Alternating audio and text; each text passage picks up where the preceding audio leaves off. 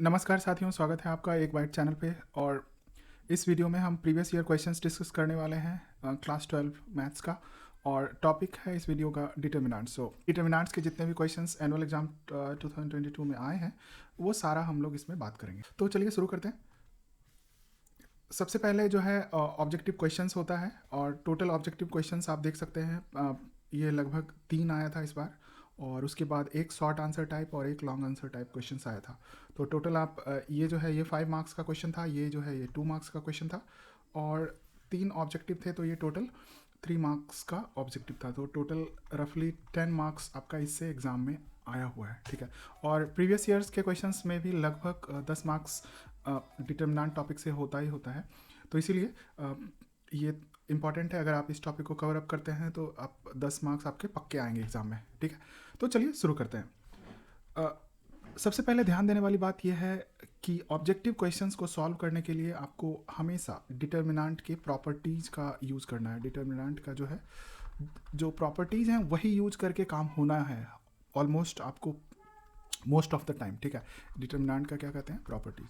तो प्रॉपर्टीज़ क्या होता है, जैसे मान लीजिए आपकी, वो हम लोग डिस्कस करेंगे कि कौन कौन सा प्रॉपर्टीज़ किस क्वेश्चन के लिए एप्लीकेबल हुआ है, ठीक है। और डिटर्मिनेंट का जो स्पेसिफिक प्रॉपर्टीज़ है वो मैं स्पेसिफिक आपको वीडियो में कवर अप किया हूँ। पहला क्वेश्चन में अगर आप देखिए यहाँ पे, तो इस पहला कॉलम और दूसरा कॉलम को अगर आप ऐड करते हैं, ठीक है, देखिए यहाँ पे 5 + 2 कितना होता है, 7। तो ये कहीं ना कहीं ये है।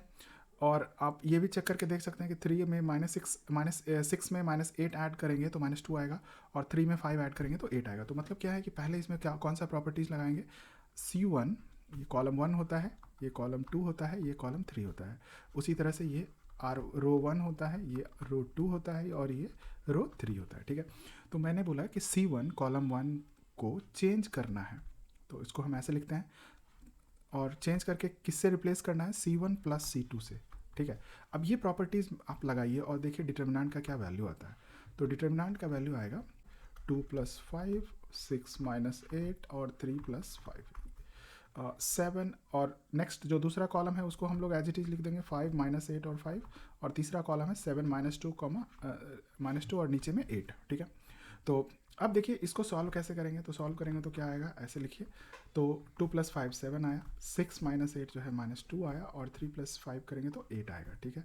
और बीच वाला कॉलम एज इट इज़ रहेगा, और 7 - 2 8। तो एक प्रॉपर्टी हमने लगाया कि अगर किसी भी दो कॉलम को ऐड करते हैं, या किसी भी मतलब कोई भी कॉलम ऑपरेशंस आप परफॉर्म करें, या कोई भी दो रो ऑपरेशंस परफॉर्म कर रहे हैं, तो उसमें डिटर्मिनेंट का वैल्यू चेंज नहीं होता है। तो इसीलिए हमने यहाँ तक पहुँचा।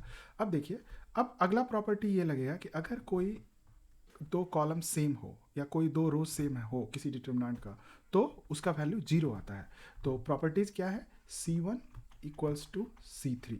ये प्रॉपर्टीज़ मैं इसीलिए लिख दे रहा हूँ ताकि आप जब शॉर्ट आंसर टाइप क्वेश्चंस या फिर लॉन्ग आंसर टाइप क्वेश्चंस करेंगे तो उसमें ये बहुत काम आएगा। ये आपको लिखना जरूरी है एग्जाम में, ठीक है। तो C1 = C2, तो इसीलिए इस डिटर्मिनेंट का वैल्यू क्या आ गया, 0।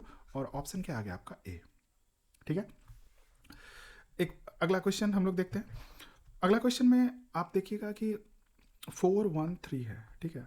0 2 -2 है, 5 7 -2 है। अब 3 + 1 कीजिए तो 4 आ रहा है। फिर उसी तरह से 2 - 2 में -2 ऐड कीजिएगा तो 0 आ जाएगा, और 7 - 2 जो है वो 5 आ जाएगा। तो फिर से कौन सा ऑपरेशंस लगाएंगे, C2 changes to C2 + C3, ठीक है। तो क्या आएगा डिटर्मिनेंट, 4 0 5 और 1 + 3 2 - 2 7 -2, ठीक है। और इधर आएगा कॉलम 3 जो कि एज इट इज है, यहाँ पे वो लिख रहे हैं हम लोग। अगला जो है इसमें क्या आएगा, 4। इसको सॉल्व करेंगे तो 0 5, और इसको लिखिएगा तो 4, और 2 - 2 0, और 7 - 2 5। और थर्ड कॉलम जो है 3 - 2 एज इट इज लिख रहे हैं यहाँ पे।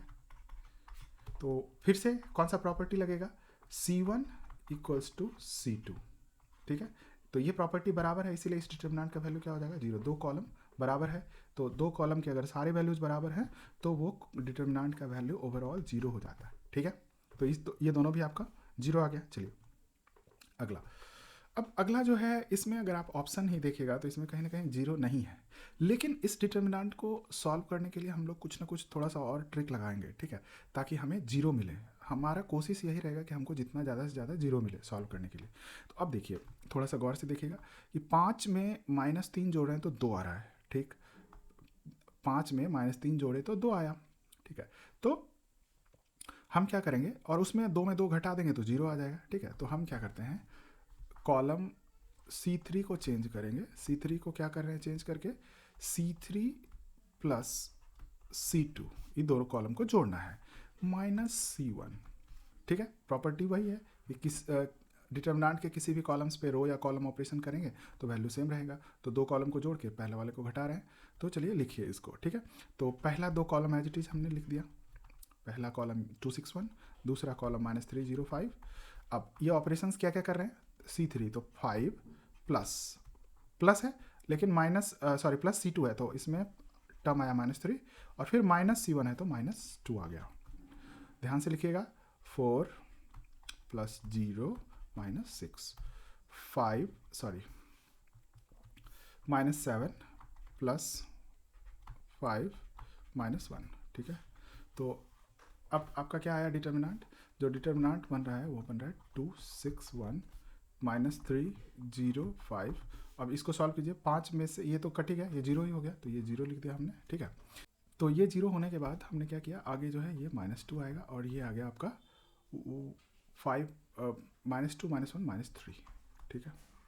चलिए तो अब हम लोग इसको सॉल्व करते हैं, ठीक है। अगर आप चाहें तो और भी इसको अगर सिंप्लीफाई कर सकते हैं, ठीक है, लेकिन इसको सॉल्व कर सकते हैं, कोई दिक्कत नहीं है, ठीक है।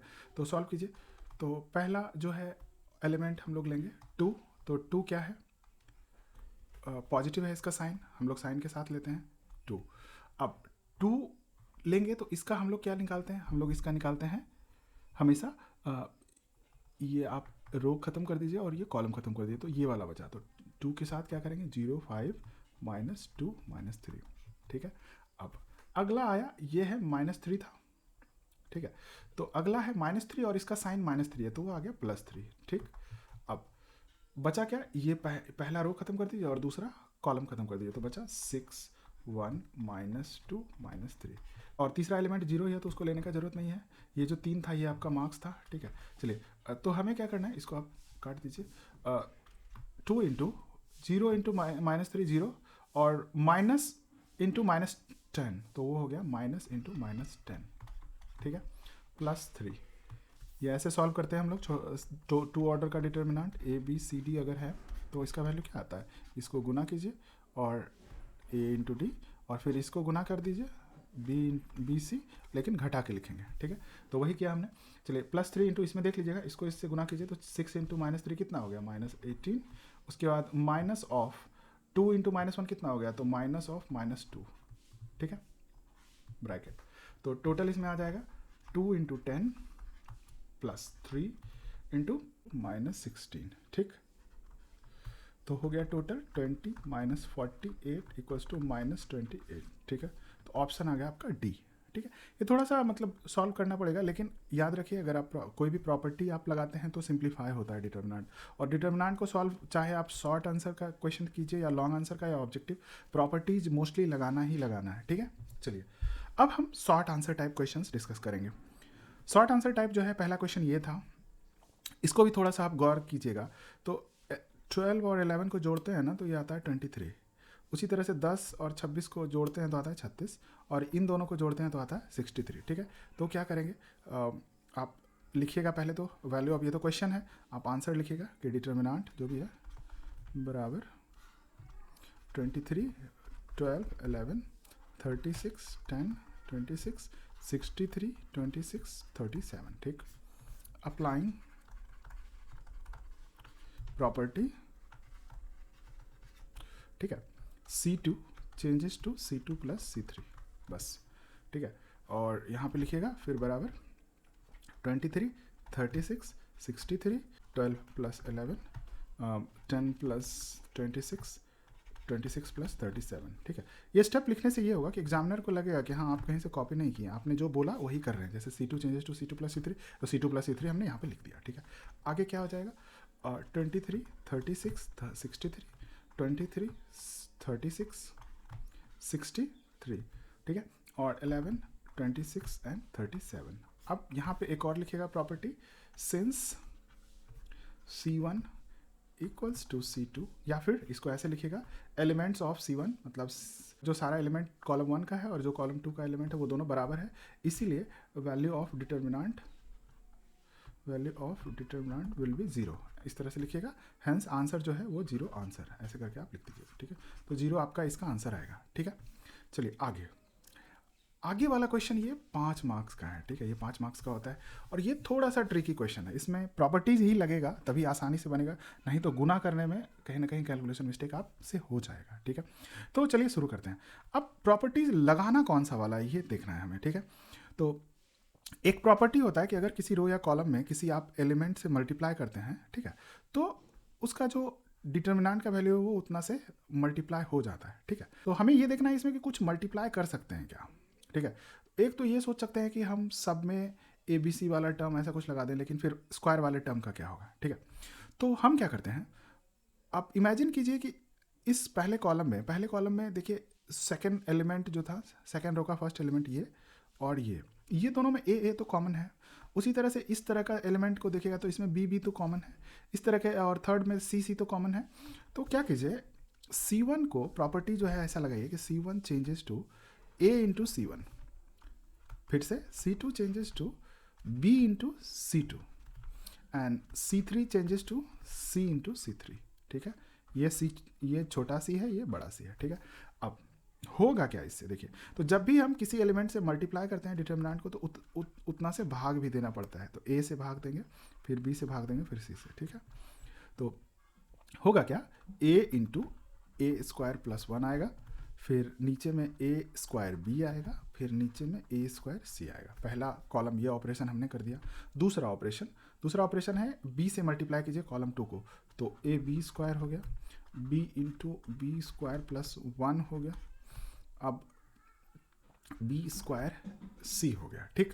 चलिए अब तीसरे में C से मल्टीप्लाई कीजिए तीसरा कॉलम को, तो क्या आ जाएगा, AC² आएगा, BC² आएगा और C इंटू C² प्लस 1 आएगा, ठीक। अब देखिए ये डिटर्मिनेंट आया, ठीक है। अभी क्लियर नहीं हो रहा होगा कि ये करके हमें क्या मिला सर, लेकिन एक स्टेप जब मैं लिखूंगा तो आपको समझ में आ जाएगा। अब क्या कीजिए कि पहले रो से, ठीक है, पहले रो से A कॉमन लीजिए, बाहर आएगा A, दूसरे से B कॉमन लीजिए, तीसरे से C कॉमन लीजिए, ठीक है। तो A B C बाहर आ जाएगा, बटा में A B C। मैंने क्या बोला कि रो 1 से A कॉमन लेना है, रो 2 से B कॉमन लेना है, रो 3 से C कॉमन लेना है, ठीक है। चलिए तो बचेगा यहाँ पे A² प्लस 1 आएगा, B² और फिर C²। यहाँ पे लीजिएगा तो A² बचेगा, फिर यहाँ पे आएगा B² प्लस 1 और नीचे में बचेगा C², और इसके नीचे बचेगा A² बचेगा और यहाँ पे B² बचेगा और नीचे बचेगा C² प्लस 1। अब देखिए, अब थोड़ा थोड़ा क्लियर होना ये शुरू हो रहा होगा, बाहर में ये कट जाएगा 1, लेकिन आप देखिए कि कोई भी, मतलब तीनों कॉलम को अगर आप जोड़ दे रहे हैं तो सेम आ रहा है सब सारे रो में, बात समझ में आ रही है। तीनों कॉलम को अगर आप जोड़ दे रहे हैं तो क्या आ जाएगा, सेम एलिमेंट आ रहा है सब में। इसको जोड़ेंगे तो क्या आएगा, 1 + A² plus B² plus C², इसको जोड़ेंगे तो भी आएगा 1 + A² plus B² plus C², और इसको भी जोड़ेंगे तो आएगा।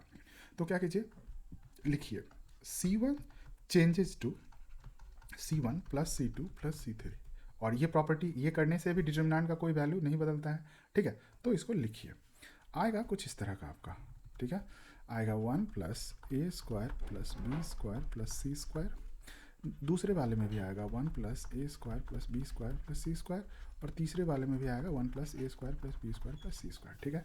अब दूसरा कॉलम क्या बचेगा, ये वाला B² प्लस 1 और C², B² प्लस 1 और बचेगा B², ठीक है। तीसरे में बचेगा C² एंड C² प्लस 1, तो तीसरे में बचेगा C² प्लस 1। एकदम आसान हो गया। अब देखिए इसको और क्या लिख सकते हैं, इसको 1 + A² plus B² plus C² common ले लीजिए पहला रो से, पहला कॉलम से, ठीक है। तो A² plus B² plus C² अगर आप कॉमन लेंगे तो अंदर में बचेगा 1 1 1, ठीक है। और ये अपना जाना पहचाना वाला फॉर्म है, ठीक है। किसी भी कॉलम या रो में 1 1 1 दिखता है तो डिटर्मिनेंट निकालने में सबसे ज़्यादा वो होता है, ठीक है, सबसे ज़्यादा खुशी मिलती है कि हाँ हमें एक कॉलम या एक रो में 1 1 1 आ गया।